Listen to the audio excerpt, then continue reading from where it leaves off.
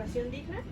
Aquí tenemos a la maestra María Nayeli Ortega Villegas, a Abril Riveros Pozos, a Anaí Rodríguez, a la doctora Mayra Borbón Espinosa y María Isabel Salazar Gómez. Entonces, si gustan, en ese orden vamos a empezar. La maestra María Nayeli Ortega Villegas es bióloga y maestra en ciencias biológicas, especialista en salud menstrual con perspectiva de género y derechos humanos. Miembro de la colectiva Tribu Roja, fundadora del proyecto de divulgación científica Cosas de Copitas, académica de la Facultad de Ciencias de la UNAM y periodista científica colaboradora de Medscape en español. Adelante. Bueno, pues, ¿con qué podemos empezar? Hablar de menstruación digna es hablar de un montón de cosas. Y últimamente ha estado pues sonando un poco más, ¿no? Ya hay colectivas que están trabajando desde hace muchos años para generar los logros que se han logrado hasta ahora, ¿no? Esta ley de menstruación digna que quizá nos va a hablar un poquito más nuestra compañera que estuvo más involucrada. Sin embargo, nosotros, bueno, tanto en la colectiva que participo como en mi proyecto personal, a lo que le apostamos para la menstruación digna es a la educación. Hay muchas cosas que hacer, ¿no? Es súper importante estas iniciativas de que pues todas tengamos oportunidad de tener productos de gestión menstrual. Sin embargo, también hay un trabajo que se requiere muy fuerte atrás de educación. Pues sabemos que hay como un mandato, ¿no? de secreto del ciclo menstrual, entonces no se habla, empezamos a menstruar sin mucho conocimiento y nunca nos preguntamos por qué es algo de lo que no se habla, ¿no? Aunque nadie nos lo dice directamente, está como ese mandato social, ¿no? Y pues esto genera muchísimos problemas, no solamente de que pues no sé, por ejemplo, cómo es un ciclo menstrual normal, ¿no? ¿Alguna vez se lo han preguntado? O si mi flujo es del color adecuado, del olor adecuado, ¿no? Muchas veces estamos como despegadas de eso, ¿no? Es muy fácil de pronto usar la toalla y ni siquiera ver el flujo y tirarlo cuando tenemos un montón de información valiosa ahí de nuestro cuerpo. Entonces, y esto no solo va a la sociedad en general, por ejemplo, en el ámbito científico también hay mucho que hace falta, ¿no? Hay muy poca investigación de menstruación, no sé si supieron que apenas hizo como un poco viral en redes sociales este estudio que acaban de hacer de calcular la cantidad de los productos de gestión menstrual que absorben o que retienen, y es la primera vez en la historia que se hace con flujo menstrual, ¿no? Estas cosas, a pesar de que en colectivas y en la sociedad civil ya habíamos mujeres que estábamos trabajando con eso, que esté reportado ya de manera científica es la primera vez. Entonces hace mucha falta tener esta perspectiva de pues estas funciones corporales que nosotras como mujeres o personas menstruantes tenemos, que no tienen los hombres y que han sido ignoradas por mucho tiempo. Entonces, tenemos que enfrentarnos al tabú desde ese lugar también, ¿no? Desde generar nuevo conocimiento, conocimiento más certero, que al final estamos generando nosotras las mujeres, porque al final es información que a nosotros nos interesa y que en última instancia pues va a ser parte importante de llegar a esto, de poder menstruar dignamente, ¿no? De normalizar no solamente este fenómeno cíclico que vivimos, no solamente tener los productos que nosotros con toda la información necesaria y con todo el conocimiento elijamos, porque también ahí hay otra cuestión, ¿no? ¿Cuántas veces se impone o es a lo que tenemos acceso nada más? Entonces, pues es a lo que le apostamos nosotros, ¿no? A difundir este conocimiento, a tomar ese pilar de la educación para finalmente que todas las mujeres podamos menstruar dignamente.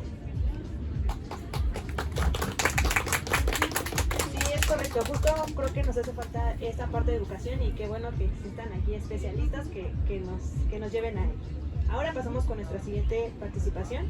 Abril Riveros Pozos.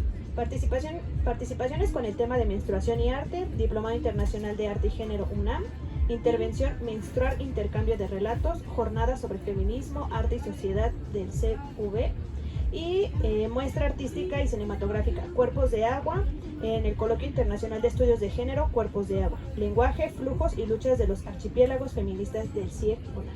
Adelante. Muchas gracias, gracias a todas las personas aquí presentes. Bueno, pues yo me voy a dar lectura de lo que preparé ahorita. La menstruación la vivimos por lo menos la mitad de la población en México y en el mundo, pero en cada cuerpo se atraviesa por ella de forma singular. Normalizar la menstruación digna implica reflexionar en que la capacidad menstruante no se puede constreñir solo a un hecho fisiológico y a un significado biológico, ni mucho menos reduccionista. Es necesario pensar cómo el hecho de menstruar para cada persona es afectado por factores sociales, culturales, políticos y económicos, y es desde la perspectiva de género e interseccional que podemos dimensionar la complejidad de ello para colaborar en procesos de transformación. A continuación, con las imágenes que aparecen en la pantalla, compartiré un poco de la experiencia generada con el proyecto de intervención-colaboración que realicé como estudiante de la maestría en estudios de género de la Universidad Veracruzana.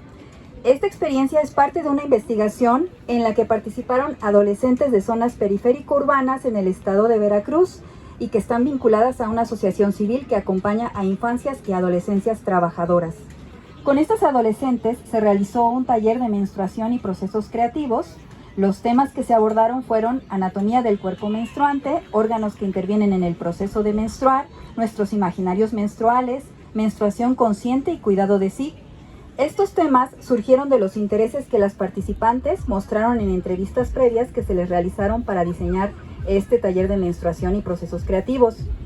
El uso de los procesos creativos se planteó como un recurso facilitador de espacios de autoobservación, reflexión e investigación en torno a las vivencias personales de las participantes con su ciclo menstrual. En estos espacios, los adolescentes tuvieron un acercamiento con técnicas artísticas como la pintura, el textil y el dibujo, utilizado en cartografías corporales y en el formato de libro objeto. Siendo acompañante de ese espacio taller de ellas y lo que quisieron compartir de sus historias, reafirmo que los procesos creativos generados a partir de la exploración de técnicas artísticas pueden ayudar a verbalizar las experiencias del cuerpo menstruante. En el espacio en donde se llevó a cabo el taller hubo elementos y objetos lúdicos que incluí como una forma de reconfigurar un espacio en sintonía con lo central del taller, es decir, la menstruación. Así, vestir de rojo, colocar una cortina roja en la puerta del salón y confeccionar un útero textil a proporción semejante a la real fueron parte de mi práctica pedagógica. Dice la escritora Val Flores que el humor es un ingrediente importante dentro de la práctica pedagógica. Ella menciona los procesos creativos y su utilidad en el ejercicio docente. Estos ayudan a desestabilizar las relaciones dadas dentro de un orden social de género. Concuerdo con esta idea con Val, ya que observé dentro de las sesiones del taller que el uso de un títere vulvar, artefacto textil que representa la vulva, con su estética lúdica y colorida, tuvo un impacto al remover, al menos por instantes dentro del taller, la relación de vergüenza entre las participantes y sus vulvas. Esto fue para mí una afirmación de que con el arte y la lúdica se puede incidir en la remoción del tabú del cuerpo menstruante. El arte y sus procesos de creación, que no necesariamente tengan por fin la obra, sino la experimentación y el aspecto relacional con lo que se desea expresar, son un recurso para el cuidado de sí en las vivencias menstruales. Una de las participantes, cuando le pregunté sobre cómo le había servido el taller con procesos creativos, dijo que estos nos ayudan a expresar las cosas de nuestro cuerpo. Los procesos creativos en la etapa de colaboración se plantearon para abrir oportunidades para la reflexión y para que estos se convirtieran en metáforas del poder de agencia de las adolescentes y pensar otros imaginarios sobre sus cuerpos menstruantes, imaginarios con los que se afirmaran su existencia. Desde la inmersión en un proceso de creación se va haciendo inteligible eso que sentimos y una vez que lo materializamos tenemos poder sobre ello. Entonces, los procesos creativos representan una posibilidad para transmutar y trascender el dolor menstrual o las representaciones sociales que reafirman el tabú y el estigma. Mientras las participantes del taller elaboraban cartografías corporales, cosían almohadas térmicas, dibujaban o pintaban sobre sus experiencias con sus ciclos, bebían un té de pericón y otras hierbas que se utilizan para los días de menstruación. Al estar involucradas cada una con su creación surgía la plática, hubo risas, miradas silenciosas, menciones de sus emociones, de los dolores y lo que hacían con su malestar, además de muchas preguntas. Para mí era importante que el espacio fuera cómodo y cercano a la cotidianidad que experimentaban en la asociación civil a la que acuden para regularizar sus estudios, pues son trabajadoras. Estoy consciente de que para entablar conversaciones más íntimas y trastocar imaginarios que refuerzan el tabú y que están enraizados en el tiempo y la memoria colectiva, se requiere de procesos largos, sostenidos por una ética de los afectos. El tabú y la estigmatización son fantasmas que aún rondan la menstruación, como mencioné anteriormente. Estos son parte de una historia de discriminación de lo femenino, femenino en el sentido de su construcción como categoría liminal de lo masculino. Pero era esta historia que siembra la herida simbólica en los cuerpos menstruantes también nos sitúa en un lugar común para construir otras narrativas situadas en nuestros contextos diversos. La escritora Anabela Musante ha escrito sobre el sentido de colectividad enraizado en la cuestión histórica y social que afecta el presente de nuestros ciclos y expresa: no tengo dudas que el dolor menstrual es un tema colectivo, es una herida social, laboral, cultural, hecha por el sistema misógino y androcéntrico en el que vivimos. Ella también destaca que cada mujer o persona que menstrua debe hallar para su propio cuerpo los recursos que mejor le sirvan para el cuidado de sí en sus días menstruales y el resto de su ciclo. El dolor en el cuerpo menstruante puede estar atravesado por el tabú, por las disciplinas corporales impuestas, por la falta de tiempo para descansar, además de lo que sucede dentro del organismo por factores singulares del ciclo vital de la menstruación en el cuerpo. Del taller de menstruación y procesos creativos con las adolescentes, recupero el valor del tiempo que ellas tuvieron para sí en ese espacio, porque la mayoría de ellas, socializadas como mujeres, ocupan su tiempo en relación con las necesidades de los demás, de las otras personas a quienes les toca cuidar. Reunirse en pequeños grupos para dialogar de menstruación a través de los procesos creativos permite que ellas se miren a sí mismas y entre sí y que coloquen en el centro sus experiencias. Para finalizar, quiero reconocer el trabajo que han sembrado las educadoras menstruales en Latinoamérica y el mundo, el valioso tejido que se está formando desde los encuentros latinoamericanos de educación, salud y activismos menstruales, la actual red de educación menstrual que recientemente impulsó una exposición de arte menstrual y, por supuesto, sosteniendo todo este trabajo colectivo, reconocer en la genealogía del activismo menstrual actual a las artistas que en la segunda mitad del siglo XX llevaron el tema de la menstruación al espacio público y comenzaron a dialogar en pequeños grupos sobre su sexualidad, que son las que aparecen en las últimas diapositivas, ellas, ¿no? Ellas son 10, bueno, es una representación nada más, pero pues son 10 de las que le he llamado pues las pioneras del arte menstrual, ¿no? Muchas gracias, me siento muy honrada de tener aquí de compañeras, a mis compañeras, ¿no? Aquí a Menstruación Digna y a todas ellas, gracias. Muchísimas gracias, Abril. La verdad es que creo que es importante romper el tabú, pero no solamente de manera hablándolo, sino incluso con este tipo de representaciones. Ahora damos la palabra a Anaí Rodríguez, cofundadora y vocera de Menstruación Digna México, que lucha por combatir la desinformación y el derecho de la gestión menstrual digna. Licenciada en Estudios Internacionales por la Universidad de Guadalajara, maestrante en Estudios de Género por la Universidad Complutense de Madrid, cuenta con diplomados en Cooperación Internacional y Estudios Latinoamericanos. Gracias. Ya no soy maestrante, ya me titulé, ya soy maestra. Para empezar. De hecho, mi tesis fue sobre menstruación, qué raro. Me gustaría empezar esto, o sea, Menstruación Digna México, la concebí, o sea, como pensamiento en 2019. Fue algo muy extraño porque fue a raíz de lo que pasó en Colombia. En Colombia quitaron el impuesto de toallas y tampones antes que nosotras. Y por una conferencia me enteré de eso y, o sea, literal, les juro, agarré mi celular y puse impuesto toalla México y me salió que pagamos un 16% y fue, o sea, me enojé mucho. O sea, fue enojo, ni siquiera fue incredulidad, fue como, ¿por qué no hay nadie que esté haciendo esto al respecto, no? Yo por mi trabajo profesional ya había trabajado en asuntos públicos, incidencia, pero para empresas, entonces ya conocía más o menos el camino legislativo. Y creo que eso ayudó mucho, honestamente.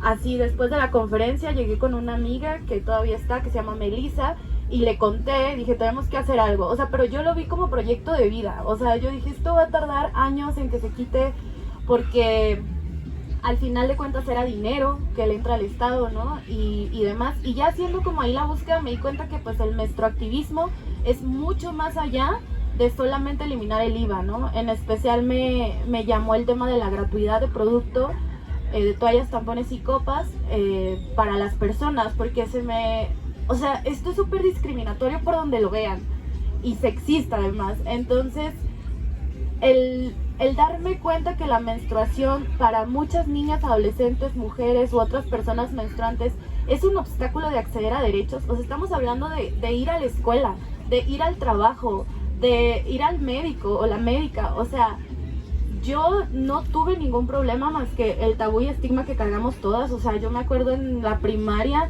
cuando estaba menstruando, no me paraba. O sea, en el receso yo era así de que, no, yo aquí leo. O sea, pero porque creía que me salían litros de sangre. Y es ahí donde entra la educación menstrual. Si alguien me hubiera dicho cuántos mililitros realmente menstruamos, no hubiera estado preocupada de que me voy a parar y van a salir 3 litros. Y me ponía como 4 shorts, ya saben, abajo de la falda. Y yo así, nadie me toque, nadie me vea. Ay, no, eran los peores días de mi vida. Y entonces ahí también hablas del derecho a la vida pública, ¿no? Del esparcimiento, de jugar con una niña que era.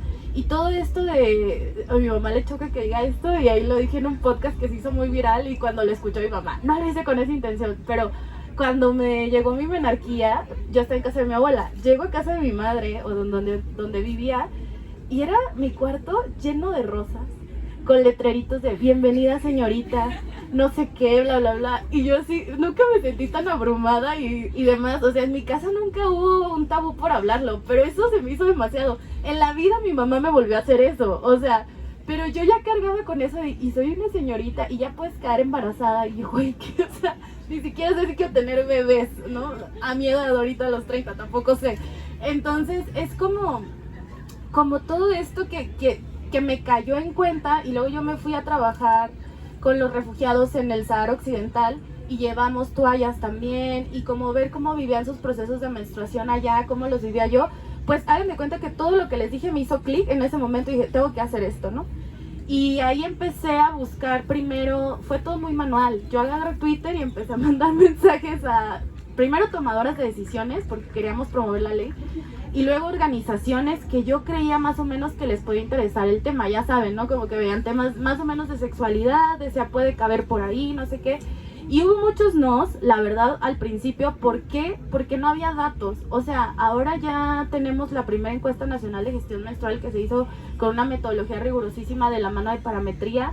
Las financiadoras fueron UNICEF México y ESIT Latinoamérica, y es enorme. Sí, de verdad, ayúdenos, entren, vean qué datos hay de menopausia, de COVID, de qué productos usan, muchísimos datos, ¿no? Pero yo me llegaba con las legisladoras y, oigan, es que este es un tema, sí, Anaí, pero ¿cuántas mujeres dejan de ir al trabajo por la menstruación? ¿O cuántas niñas dejan de ir al trabajo? En ese momento lo más cercano que había era UNICEF México, que tenía como algunos estudios muy particulares en estados, me acuerdo que lo tenía en Chiapas, y de eso nos agarrábamos, y de datos internacionales. Entonces sí era como el huevo y la gallina, porque era como, esto está siendo un problema, pero no lo quieren abordar porque no hay datos. Y ahí empezamos Ecofeminita, que es una organización argentina que tiene años trabajando el tema, creo que desde 2017. Las contacté, nos dieron una charla de 1 hora al grupito que empezamos, que éramos 5. Nos dijeron, miren, con nosotros le hicimos así, nos dividimos en tantos ejes, ha pasado esto, adelante. Y tomamos la decisión de pues formar Menstruación Digna México, que pues es una colectiva de organizaciones. Es importante algo que acaban de mencionar. Claramente Menstruación Digna México no fue la primera que habló del tema, pero yo creo que si algo hicimos bien en ese momento fue juntarnos muchas colectivas y la voz se hizo más amplia. Y eso creo que pocas veces pasa. Yo he estado en otras colectivas y demás, y la verdad, en 2 años logramos que se eliminara el IVA. Eso es rapidísimo para colectivas, o sea, es fugaz, así, de la nada. También trabajamos como locas, la verdad, porque, o sea, fue un trabajo muy fuerte. Pero bueno, empezamos Menstruación Digna México, nos dividimos en 3 ejes al principio, que era eliminar el IVA, gratuidad de producto e investigación, por el tema que no había datos. Después se hizo un eje de educación menstrual, pero algo importante es que nosotras no hacemos educación menstrual, no somos educadoras menstruales. Lo que hacemos es incidencia legislativa y políticas públicas, porque ya había muchas haciendo educación menstrual, ya había muchas donando producto, ya había muchas haciendo talleres, ese no era nuestro lugar, ¿no? No había, no sé, yo no conocía a nadie que estuviera haciendo incidencia en ese momento de ir a hablar con diputadas, y ahí es donde entramos. Hasta el momento los avances, pues en gratuidad van 11 estados que aprueban la gratuidad en escuelas.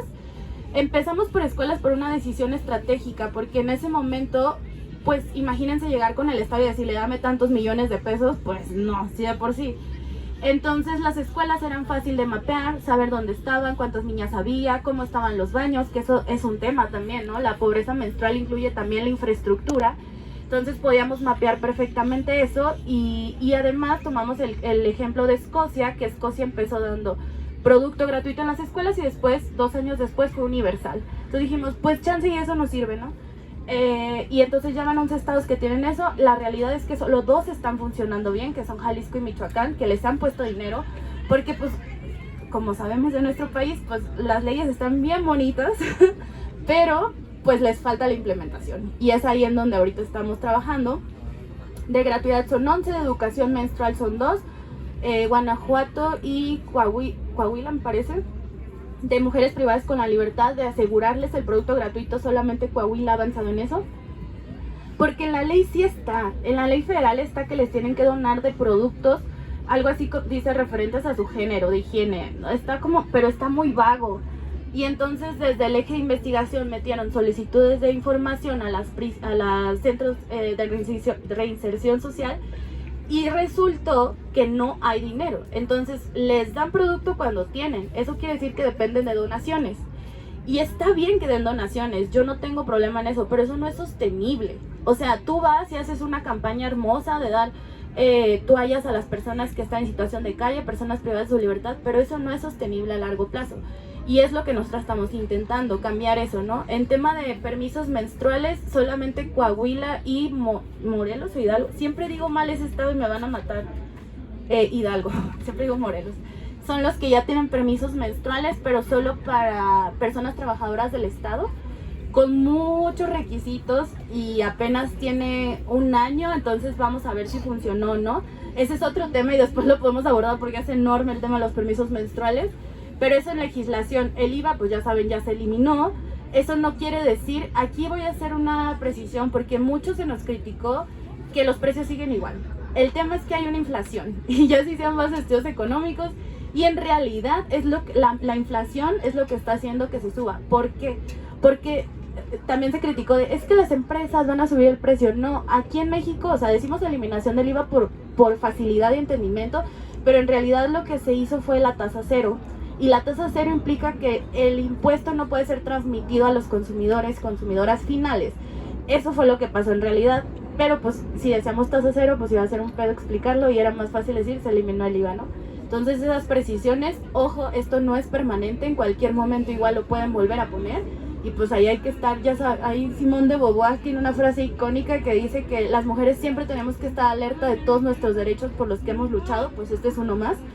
Pero bueno, ahí estaremos. Y en tema de investigación, ya para cerrar, pues sí, se hizo la primera encuesta nacional de gestión menstrual, se entrevistó a 3,000 hogares en el país, se hizo énfasis en los estados que ya tenían la legislación aprobada, porque yo trabajé en el Coneval, entonces imagínense el tema de la evaluación, para mí es importantísimo, y yo, parte de lo que propuse es tenemos que saber de dónde partimos, porque a lo mejor ya estamos equivocadísimas y no se necesita que haya gratuidad, ¿no?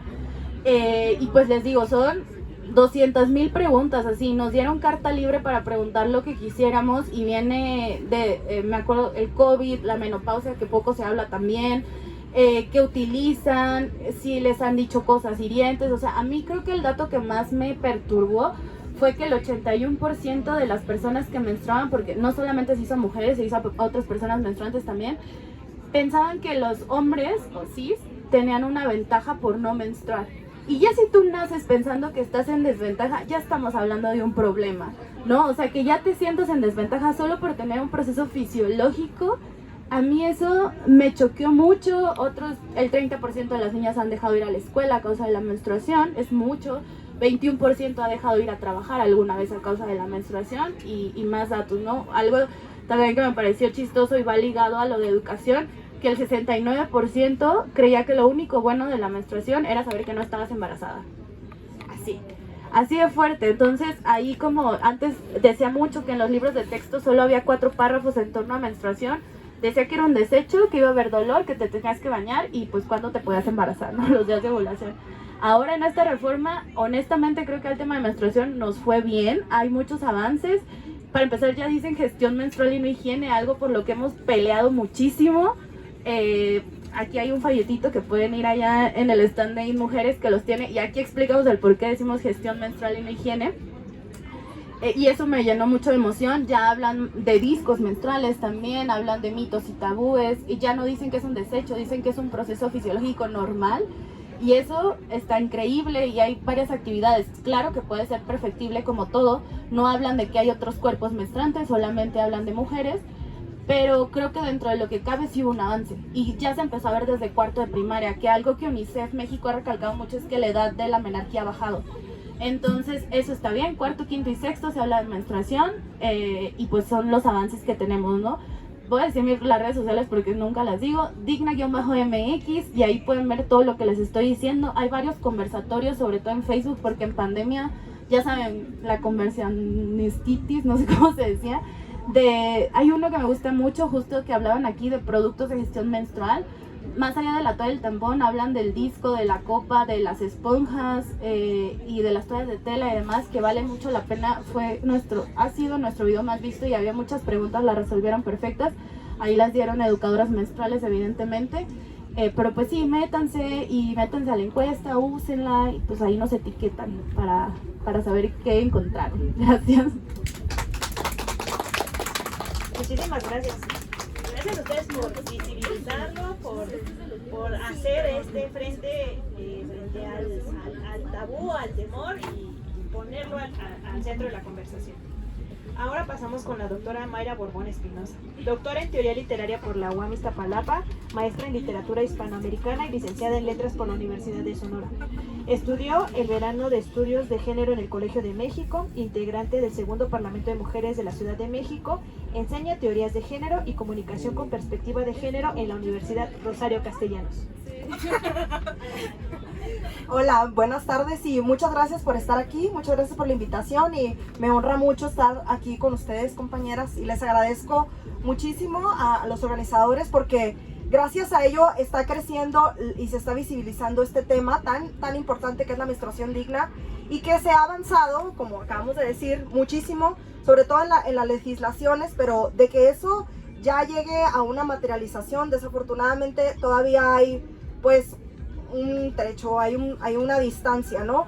Yo les quiero contar un poco de mi estado. Yo soy de Sonora y tengo cercanía con algunas personas que estuvieron privadas de la libertad y me han contado cuestiones muy tristes. En verdad, cada toalla cuesta 10 pesos, que no se les ha facilitado. Recordemos que hubo en el 2021 la recomendación 35-2021 de la Comisión Nacional de Derechos Humanos, especialmente esa recomendación para las mujeres privadas de la libertad. Ya se tiene como esa indicación desde hace 2 años, sí, hace 2 años, y no se ha, digamos, llevado a cabo, ¿no? Al menos de algunos cerezos que yo tengo entendido. Y además, los que sí se hacen son toallas de una ínfima calidad e insuficientes, que están administrados por las enfermerías, que apúntate aquí, que apúntate allá, burocracia hasta para una toalla. Por favor, ya dame 3 al día y ya. No, porque hay que contar, ¿no? Y esos son el material, bueno, son toallas que está dando la Secretaría de Salud, ¿no? Por esta recomendación. En el caso de las mujeres privadas de la libertad, ustedes saben que es bien complicado porque si a alguien las abandonan cuando están privadas de libertad, son a las mujeres. Sí, a los varones, y eso ya se ha estudiado, siempre reciben visitas, es un lazo fuerte, ¿no? Que ahí está, recibe visita de la madre y demás. A lo mejor las mujeres no reciben tantas visitas, de repente no tienen tantos recursos, porque aunque se trabaja ahí en la cárcel, pues también hay que dar dinero, ¿no? De repente tienes hijos o demás, ¿no? Ya toda esta presión que por género recae sobre las mujeres, ¿no? no pueden tener un trapo, porque la Comisión Nacional de Derechos Humanos eso veía, ¿no? Como diagnóstico, ay, se agarran un trapo, cualquier trapo, no. Pues ellas tienen derecho a 3 cambios. Como que no vas a sacrificar uno de tus cambios para tener trapos y ponértelos, ¿no? O sea, es una situación terrible. En Sonora, en Hermosillo, están yendo unos grupos de religiosas y les dan una toalla a cambio de que se aprendan un salmo. Qué buena gente, ¿no? Digamos, pero está curiosito, ¿no? Está raro, ¿no? Y es un tema, ¿no? De que si vienes, yo te doy una toalla, ¿no? Entonces es un tema que es como codiciado y que es un derecho humano, ¿no? Y es una justicia menstrual.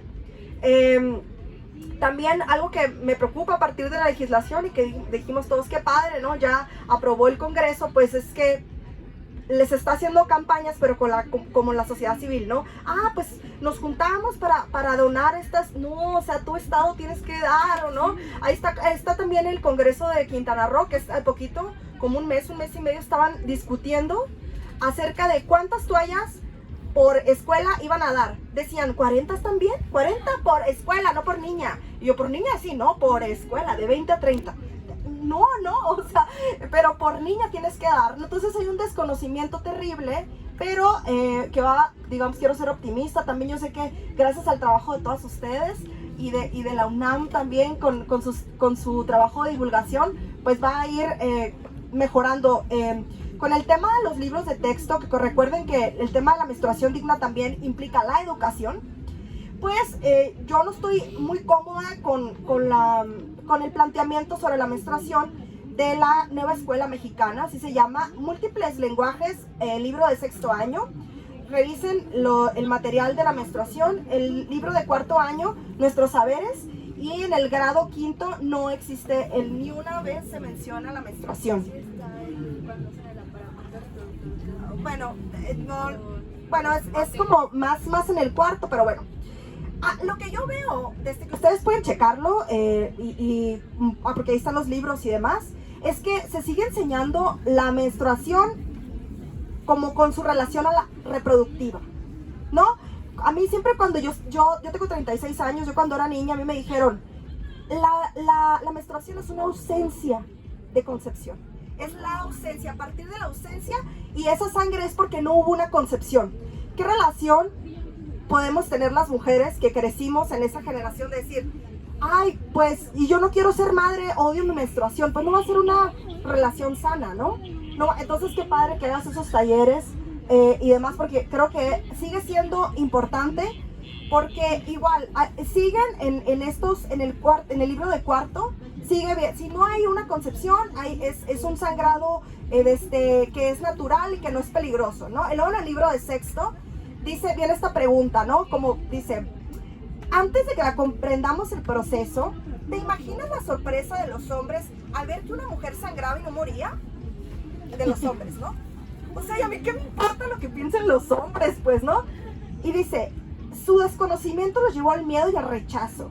Por lo tanto, la estigmatización. Entonces, y de ahí viene una lección que es la menstruación en el mundo y los estigmas, ¿no? Entonces vienen todas estas las chozas menstruales y todo. Pero es muy fácil hablar, ¿no? De así como tema así colonialista, orientalismo, ¿no? Hablar, allá en África, allá en esos países. Sí, los Eris en Sonora tienen la fiesta de la pubertad, que es muy bonita. Dices tú, ay, qué linda la fiesta de la pubertad. Pero no se habla de ella porque acuérdense que respetamos mucho el uso de costumbres, ¿no? Que eso tiene un arma de doble filo, por cierto. Que cuando estuvimos en el Parlamento de Mujeres, en la Comisión de Barrios y Pueblos de la Ciudad de México, lo vimos que, ¿qué vamos a hacer? Nada, no podemos. Ok. Nada, no te metas, no eres nadie para meterte. Nosotros así con las mujeres, bueno. Pues resulta que esa es una especie de chocita menstrual, pero es como una fiesta y se ve muy bonita y todo. Pero también, ¿se imaginan la presión de decirle a una niña que menstrua que solo por menstruar ya no es niña, ya es mujer? Y eso es lo que se hace ahí, ¿no? Entonces, no, claro que una niña que menstrua de 11 años, claro que es una niña, no es una mujer. Entonces, yo lo que veo, échenle el ojo a los libros de Múltiples Lenguajes y Nuevos Saberes, 6º año y 4º de la nueva escuela mexicana, libros de texto. Yo no me siento muy conforme con esto, porque luego viene un párrafo sobre la menstruación, el mismo párrafo de la eyaculación. pues en la misma medida, ¿no? Entonces, bueno, hay que ser positivas, pero nosotras hay que exigir también, ¿no? Y bueno, esto es algo que me preocupa y creo que con el trabajo, no sé, que se haga desde las colectivas, aunque siempre se lo dejamos, ¿no? Y el Estado bien a gusto, pero vamos a ir avanzando. Ahí está, es un diagnóstico que yo hago desde la educación. Yo pensaba que ya mi generación ya había pasado y pero ya está, ahora ya va a cambiar. Y no, entonces no me quedé tan conforme. Y pues nada, muchas gracias y cierro ya esta ronda. Bueno, no. Muchísimas gracias. Ahora damos la palabra a María Isabel Salazar Gómez. Ella es egresada de la Facultad de Enfermería y Obstetricia de la UNAM. Es encargada de las capacitaciones y apoyos académicos del programa de prevención en embarazo adolescentes de la Facultad de Medicina. Cuenta con actualización sobre sexualidad en la adolescencia por parte del Centro Nacional de Equidad de Género y Salud Reproductiva y es diplomada en sexualidad educativa por parte del Instituto Mexicano de Sexología. Cuenta con experiencia y actualización en diversos temas del IES y ha sido tutora, ponente y expositora de diversas actividades académicas que implementa en infancias, adolescentes, docentes, padres y tutores. Me voy a levantar porque ya me cansé de estar sentada un buen ratito, pero quiero iniciar mi participación con esta parte de cómo vivimos la menstruación. Yo escucho a mis compañeras y sobre todo escuchaba a Anaí, y pues esta vivencia que contaba de cómo ella la vivió, yo la tuve toda la contraria, ¿no? Entonces a mí no me informaron nada, llegó, no la esperaba, y cuando se presentó fue en una fiesta, con la familia, en un lugar que no era mi casa, y entonces el pánico, el miedo, no sabía qué me estaba pasando, buscaba respuestas y era, no te preocupes, es normal, estás bien. Al día siguiente recibí un paquete con las toallas envueltas en una bolsa de plástico oscura. Me dijeron, aquí está, esto te va a ayudar. Como me las pude, entendí, me la puse. Y hasta que fui a bachillerato, cuando tuve una plática de cómo se usan las toallas, entendí qué es lo que me estaba poniendo. Y en todos esos años estuve en la escuela con manchados, que tenía que correr al baño a lavarme en los baños de la escuela y a estar, aparte de sentirme incómoda con propiamente la ropa interior sucia, aparte de la humedad de tener esto. Y nadie me decía nada. Para estar normal en la escuela, las burlas naturalmente, así de ponte un suéter alrededor de la cintura para que nadie la vea. Y así pasó hasta que llegué. Mágicamente la vida me trajo a esta área de la salud y entonces empecé a comprender un poco más cómo es que fisiológicamente ocurría esto. Y aún así para mí no era suficiente, porque yo decía, es que ¿qué está pasando? No nada más la menstruación es el simple hecho de que salga sangrado cada cierto tiempo. Entonces con el paso del tiempo me involucré en lo que era el programa de prevención de embarazo y tuve la oportunidad de expandir más estos horizontes, ¿no? Y romper un poco más y acercar estas brechas que existen, porque como ya mencionaron mis colegas, mis compañeras, que las escucho y las admiro, la verdad, cada quien está haciendo cosas increíbles y creo que estas cosas que poco a poco va haciendo cada institución, juntándolas va a ser algo muy fuerte. Entonces nosotros como tal brindamos esta información a las y los adolescentes. Somos un área educativa que se dedica a brindar la información. Sí sabemos, nos hemos dado cuenta que la información no es suficiente. Créanme que he tenido estudiantes ya a punto de medicina, del área de la salud, a punto de salir a su servicio social, que no conocen o no les queda claro qué es el proceso menstrual como tal. Y mucho menos, por ejemplo, las personas no menstruantes no conocen una toalla. Nunca la han tocado, por más que tienen mamá, hermana, novia, no son de, es que no, a ver, enséñamela.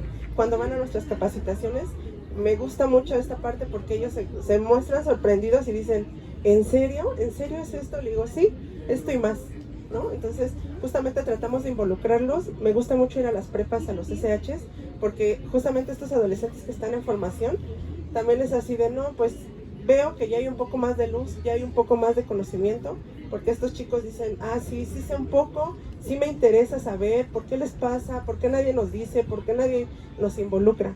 Entonces, esta parte educativa también creo que es, comprendo esta parte que a lo mejor es lo que más hay, pero créanme que aún así no es suficiente. Yo he ido a diferentes instituciones, CETIS, CONALEP, y de verdad es muy gratificante ver cómo a los chicos les interesa. Entonces, a veces se escucha que este tema es de y para mujeres, pero eso no es cierto. Entonces tenemos que ir quitando este tabú, que debemos incluir a todas las personas, a todas, no importa el género, porque no sabemos justamente qué procesos o qué vivencias está teniendo ese adolescente en su menstruación. Tenemos que quitar mitos y estigmas y tenemos que justamente mencionar que se hagan periodos de cambio.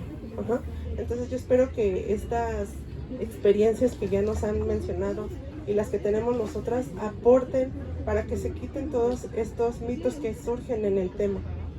Incluirnos como personas de cambio, que podemos cambiar, que podemos mejorar. Entonces, nuestro programa como tal está aquí en la Facultad de Medicina de la UNAM. Tenemos diferentes capacitaciones que brindamos en diferentes espacios. Propiamente aquí en Facultad de Medicina tenemos un curso taller donde tenemos un módulo de 1 hora sobre la menstruación, su ciclo y su gestión. Entonces ahí explicamos todo eso y nos gusta mucho que vienen todos y dicen, bueno, es que a mí me gusta porque no me queda claro muchas cosas. Entonces, a pesar de que están viviendo propiamente las personas menstruantes el proceso, aún así hay cosas que no les quedan claras y quieren saber qué otros productos, qué otras opciones tienen. Y les interesa conocer y sobre todo saber cómo pueden tener una menstruación más libre y más digna. Entonces yo solo quiero recortar todo porque mucho de lo que ya mencionaron mis compañeros se ha mencionado, sobre todo estadística, que es importante también considerarla porque es impactante ver. UNICEF tiene, como bien había dicho, muchos datos, pero sí menciona esta parte de que las niñas y las adolescentes prefieren no ir a la escuela que en este proceso menstrual porque se sienten incómodas, porque tienen un cólico y quieren hacer educación física o no quieren hacer educación física y el profesor no lo entiende. Entonces toda esta cuestión viene desde sus pares, los docentes. Hay que justamente apoyar estos espacios dignos, estos espacios de saneamiento, que tengan jabón, que tengan agua, lo básico para justamente tener esos espacios adecuados y se sientan a gusto de ir a esos espacios públicos. Entonces lanzo el llamado para todos, profesores, personal de salud. También tenemos mucho trabajo que hacer porque entendemos que a veces nos ponemos en este punto como médico, mencionamos términos que probablemente ellas no entienden y tenemos que bajarle también a eso. Entonces esta invitación es para todos y todas, que todos podemos hacer algo desde nuestras trincheras. Lo veo, entonces aunque no lo sepamos, sabemos que alguien está trabajando y que juntos vamos a poder lograr algo muy grande en el futuro. Muchas gracias. Muchísimas gracias. Sí, es muy importante justo ver cómo es que lo están visibilizando. Les agradecemos a todas y cada una de ustedes porque desde sus trincheras, desde sus capacitaciones, talleres, la pelea por permisos, por la legislación, por simplemente abordarlo y hacerlo consciente, pues esto se está llevando a cabo. Muchísimas gracias a ustedes es que estamos logrando o se está logrando todo esto por hacer visible esa menstruación digna. Entonces pues, les ofrecemos un fuerte aplauso. Si alguien tiene alguna duda, alguna inquietud. Hola, buenas tardes, gracias a todas. Pues yo estoy pensando en un montón de cosas, ¿no? Después de escucharles. Mi nombre es Celeste. Yo justo hace poquito me sumé a Menstruación Digna México como aliada, ¿no? Estoy en el eje de educación y trabajo aquí en la de Guay, que está aquí enfrentito. Y ahí desde hace como 1 año y medio creamos algo que le llamamos comunidad menstrual, ¿no? Y justo hemos ido a CCHs, a prepas, a distintas facultades, ¿no? También andamos ahí en otro, y todo es voluntario, ¿no? O sea, porque está fuera de la agenda de trabajo que ya cargamos, ¿no? Es como una sobrecarga, pero bueno, le estamos dando porque es importante entrarle a la causa, ¿no?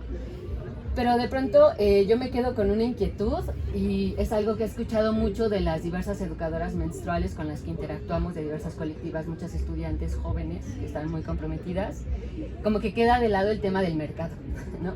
O sea, justo en la actualidad, o sea, pensamos en el Estado, la sociedad civil y como que el mercado ahí como que se desdibuja, ¿no? O sea, de pronto mi lectura es en estos tiempos que pues claro que hay extracción, claro que hay despojo de todo ese trabajo que vienen haciendo por muchísimos años las educadoras menstruales, ¿no? Y en ese sentido, ¿cuál es nuestra postura, no? Recientemente veíamos con las compañeras que Saba sacó una convocatoria y claro, o sea, hay recurso económico y claro que es atractivo, ¿no? Pero de pronto es así como de, ¿y eso qué implica, no? ¿Cuáles son los compromisos? No sé, o sea, lo comparto porque es lo que también me comparten a mí las compañeras, ¿no? Las educadoras menstruales. Eso por un lado. Y por el otro es otra vez, decimos educadoras menstruales y como que hasta de cierta forma también no hay quien les certifique, quien les valide, ¿no? Esa experiencia, ese trabajo en territorio, en campo, ¿no? Y pues también yo veo que ahí hay como dificultades, ¿no? Ver de qué manera eso se pudiera como arropar, ¿no? Desde justo una institución como la universidad, por ejemplo, ¿no? Más allá de solo invitarles a los eventos y que vengan, nos acompañen en talleres, ¿no? Y ya por último, pues justo, ¿no? Yo también entiendo que los procesos organizativos de las organizaciones, o sea, como Menstruación Digna, pues siempre son complejos, ¿no? Pero pues de pronto también yo pienso, no siempre podemos estar esperando que el Estado responda, ¿no? O sea, como que no siempre es de arriba abajo, sino también como ese impulso de abajo arriba es importante y creo que pues mi mayor reconocimiento siempre está como abajo, ¿no? Este trabajo que vienen haciendo las educadoras menstruales de diversas colectivas como la Tribu Roja, ¿no? La Carpa Roja también. Creo que eso me parece como mucho más importante y los alcances pues siempre se sienten de manera como más directa, ¿no? Entonces por ahí va mi comentario. Muchas gracias. Sí, claro. Varias cosas. Qué bueno que están grabando. Es la primera vez que voy a hablar en público de esto y espero sea la última porque, a ver, primero, el tema de que no siempre tenemos que esperar al Estado es muy cierto y por eso yo lo dije en mi introducción, ¿no? Había ya colectivas que están haciendo un trabajo de llevar cosas a tú que estás haciendo aquí, pero no es suficiente. Y al final el Estado es garante de derechos. Y la menstruación está obstaculizando derechos a muchas niñas adolescentes y está haciendo que haya una desigualdad de género importante. Por lo tanto, sí tiene que responder. Entonces creo que no está peleado el uno a la otra y por ahí nos han atacado mucho de que hacemos activismo de escritorio. Tengo muchas cosas que decir de eso porque pues sí puede ser un activismo de escritorio, pero es igual de válido que el activismo de territorio, que es igual de válido que poner puntos rojos de Menstruación Digna. También hemos puesto varios puntos rojos en Tamaulipas y demás. No lo compartí porque no es a lo que nos dedicamos 100%.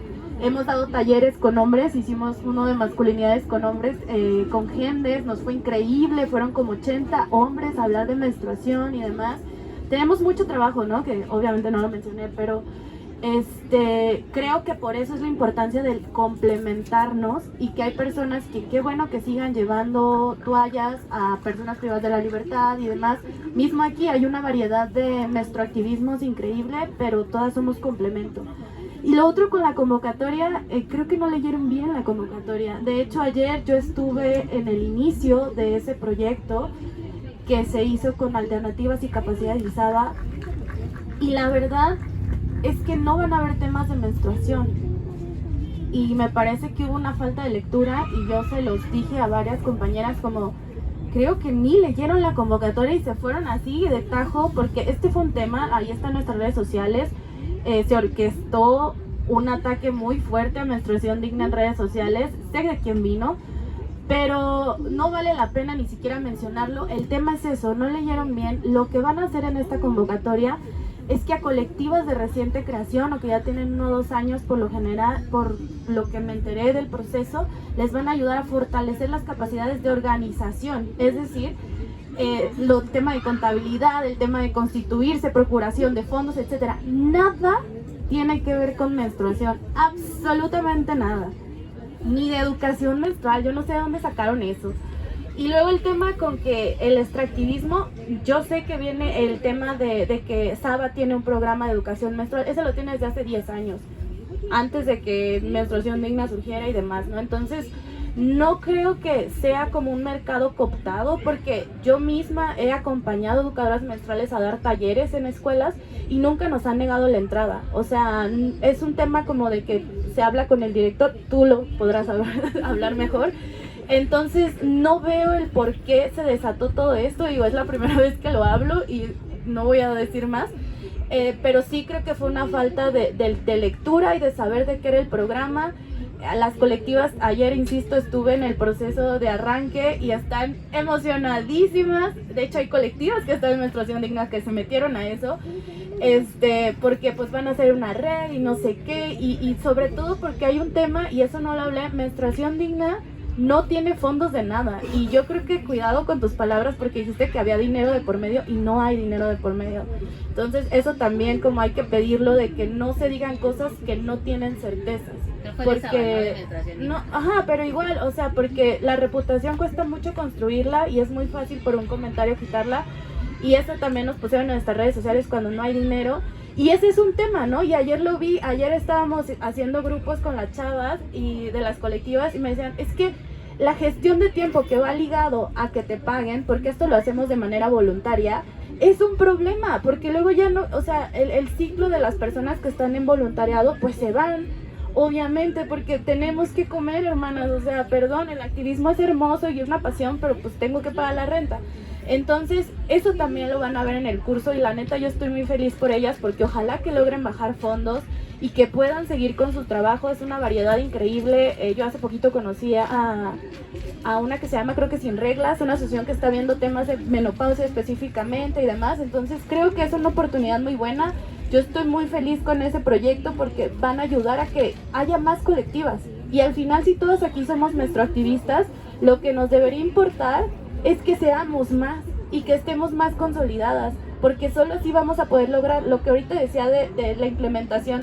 Es un pedote, o sea, se los digo así, sí, nosotros vamos con el legislativo y lo reforman, pero de verdad hacer que cumplan esto que mencionabas de las toallas, de cuántas toallas son para escuelas, hermanas, yo lo viví.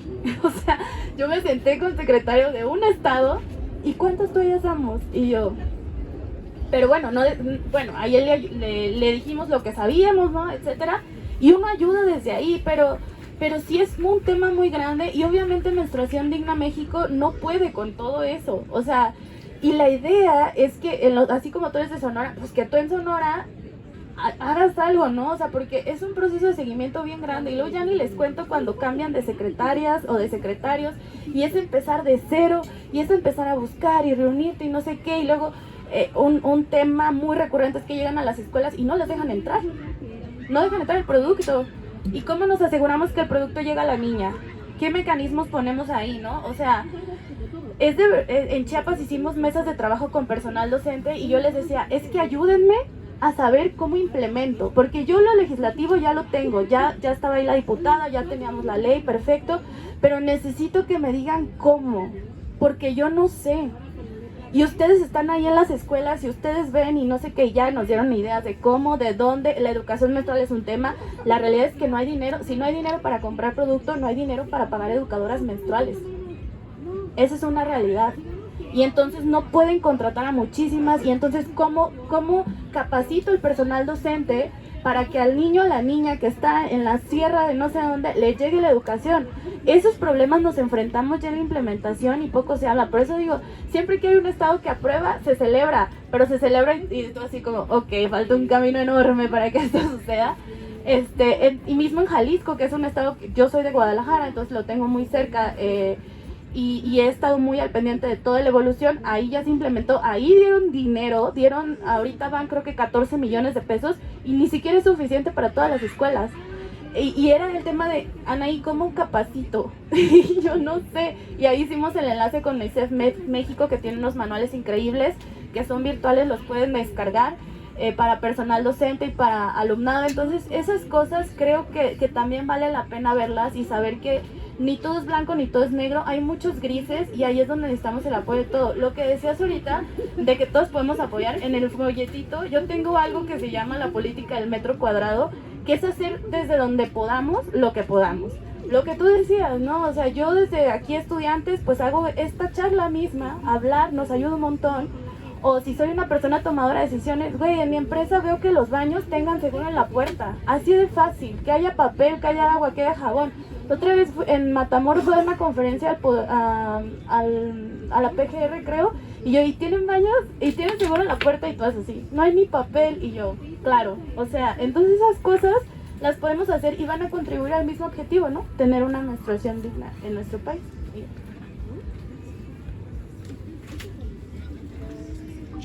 Nada más para replicar, sí es muy importante tener un sustento jurídico. Yo lo digo desde este punto de vista, lo voy a poner un ejemplo con los anticonceptivos. Tenemos la norma 047, donde viene un apartado que dice que todos los adolescentes pueden decidir colocarse cualquier método anticonceptivo, no importando la edad que tengan, si ellas así lo desean. Deberán de ver la cantidad de estigmas y a lo que nos enfrentamos cuando nos dicen no. Pero tener ese sustento nos dice, sí, está en la ley, ellas tienen derecho. Entonces con eso ya nos protegemos. Entonces a lo mejor esta parte de que no se ve, a lo mejor esta parte, como dice Anaí, de escritorio, para nosotros sí es muy valiosa, porque ya cuando ejecutamos podemos decir, esto me protege y ellas tienen derecho y tiene que hacerse así. Entonces hay mucho que falta por todo esto de la menstruación. Entonces yo creo que, como bien dicen, todas podemos aportar algo desde donde estamos. Entonces yo estoy segura que en un futuro muy lejano, pero que sí lo vamos a lograr. Entonces nada más hay que justamente hacerlo visible, o sea, que ver que está esta problemática y que la tenemos que resolver y que la podemos resolver. Entonces nada más es de ponernos la camiseta y hacer.